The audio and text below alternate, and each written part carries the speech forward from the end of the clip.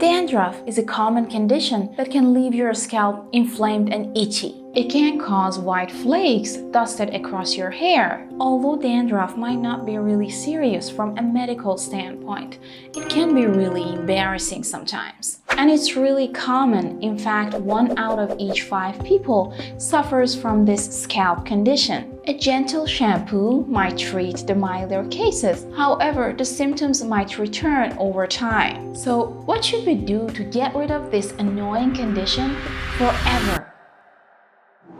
Hello and welcome back to Dr. Solar channel. This is Dr. Fatima and today we are going to talk about the causes and natural treatments of dandruff. So if you're interested, please stay tuned.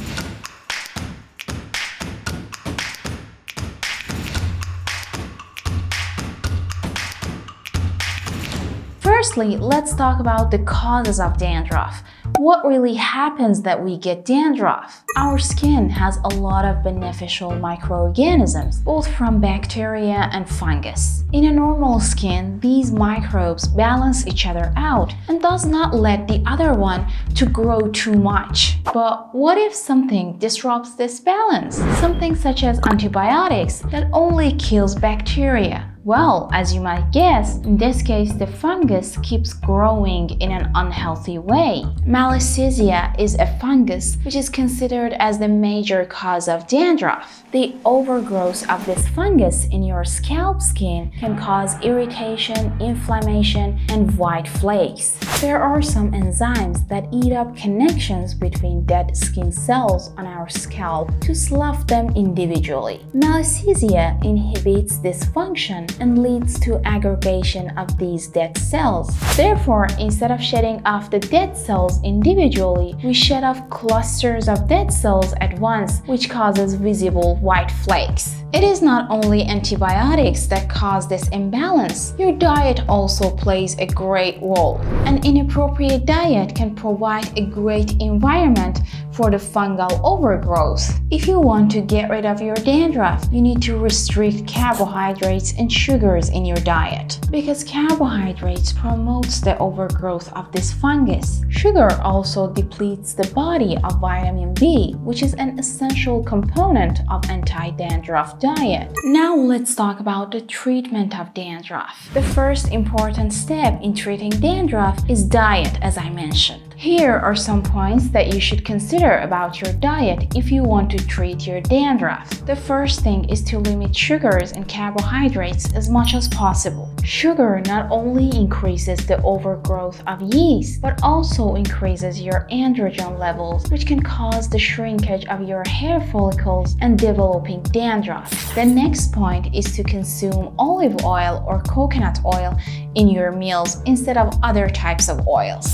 The third point is to try to add enough zinc to your diet. Zinc is a very important nutrient when it comes to dandruff. Shampoos made for dandruff contain zinc pyrithione. Zinc pyrithione stops the rapid production of the fungus cells. By removing the overgrowth of Malassezia, zinc pyrithione also restores the balance of oily fatty cells on the surface of your scalp. For the average person, this means loss of oily buildup, less flakes, and thankfully less itch and irritation. In other words, zinc pyrithione restores the balance of your scalp's microbiome. There are also studies that shows that the patients who have dandruff are more likely to have zinc deficiency in their blood. So you might want to make sure that you put enough sources of natural zinc in your diet, such as seafood and fish. The next thing that you should add to your diet is probiotics. These products help the overall balance of microbes in your body, and therefore they might be able to help controlling the overgrowth of fungus in your scalp. Consuming omega-3 fatty acids and avoiding omega-6 fatty acids is another suggestion for your diet. Adding omega omega-3 fatty acids to your diet can significantly help you in fighting dandruff.